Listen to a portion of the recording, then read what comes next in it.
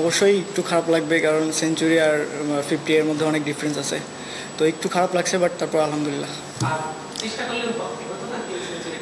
হ্যাঁ অবশ্যই, আমি তো আমার মতো চেষ্টা করছি, আর ওটা লাগলে আবার 6 হয়ে যেত, তখন সেঞ্চুরি হতো, তো হয়নি। এখন সাধারণত দেখা যায় যে এই মুহূর্তে অনেক ব্যাটসম্যান আসলে নিজের চিন্তাটাই করে আর কি, সেঞ্চুরিটা কিভাবে করবে।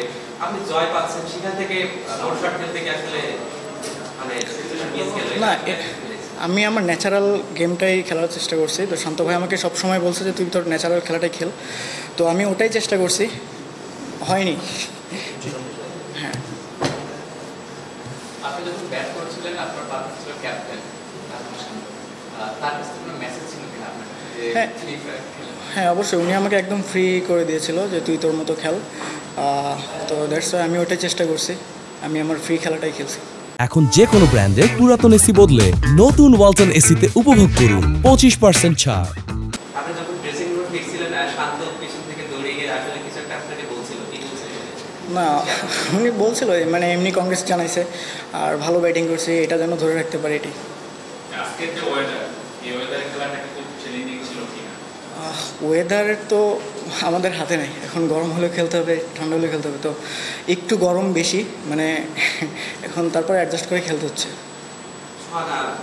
6টা ছক্কা 10টা চার, মিরাজদের মতো বলা ছিল, খুব বেশি কঠিন দেখা গেল না আপনাকে আসলে, এটা কতটা এনজয় করে টি-টোয়েন্টি?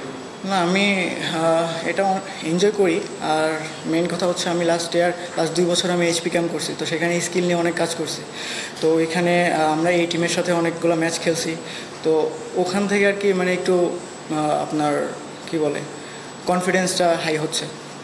গতকাল বাংলাদেশের খেলাটা দেখেছি, তাতে মনে হচ্ছিল কি আমি থাকলে একটু ভালো হতে পারে।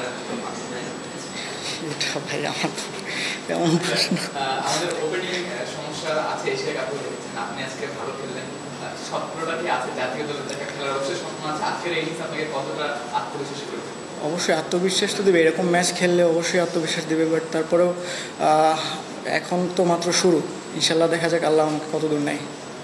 বাংলাদেশ দল মনোদল পাকিস্তানের সাথে খুব বাজে পাবে না, সেই ক্ষেত্রে কি আপনাদের দলের উপরে ওই খেলাটা নিয়ে কোনো ধরনের প্রভাব পড়েছিল বা ম্যাচ একদম যখন মাঠে নামলেন এই দপ্তর করে, তখন ওইটার কোনো এফেক্ট ছিল বা স্বপ্নটা কিরকম ছিল ম্যাচে? ওইটা হচ্ছে ন্যাশনাল টিম, আর আমরা রাজশাহী টিম, তো আমরা আমাদের এখানে খেলতেছি, তো আমার মনে হয় না যে আমাদের টিম নিয়ে তাদের কোনো ইফেক্ট পড়বে, ঠিক আছে। সো আমরা আমাদের টিম নিয়ে চিন্তা করছি সবসময়, আর আমরা জেতার জন্যই মাঠে নামছিলাম। আপনাদের নেক্সট ম্যাচ হচ্ছে চিটাগংয়ের সাথে, ওই টিমে কিন্তু 3 জন বোলার, অর্থাৎ হাসান মাহমুদ, নাইম হাসান, হাসান মুরাদ, তো ওদেরকে ট্যাকেল করার জন্য বা আপনার ফেস করার জন্য আপনার অবশ্যই প্ল্যান তো থাকবে, এখন ইন্ডিভিজুয়ালি প্ল্যান প্রত্যেকটা প্লেয়ারেরই থাকে, আর আমি আমার ন্যাচারালটা খেলার চেষ্টা করব, দেন এর বেশি কিছু না। ভাই দুইটা ম্যাচে আপনারা জিতলেন, এনসিএল এ একটা হারছি তো, একটা জিতছেন, এনসিএল এ মানে আজকে যেভাবে জিতলেন মানে ডমিনেট করে দিচ্ছেন আপনারা, এনসিএল এর শিরোপা জয়ের জন্য কতটা আত্মবিশ্বাস? অবশ্যই আমরা অনেক আত্মবিশ্বাসী, গতবারের থেকে এবারে আমাদের টিমটা আমি মানে ভালো মনে করি, তো এবার হ্যাঁ এবার টিমটা অনেক মানে হয়ে আছে যে আমরা ম্যাচ জিতবো, প্লাস আমরা চ্যাম্পিয়ন হব।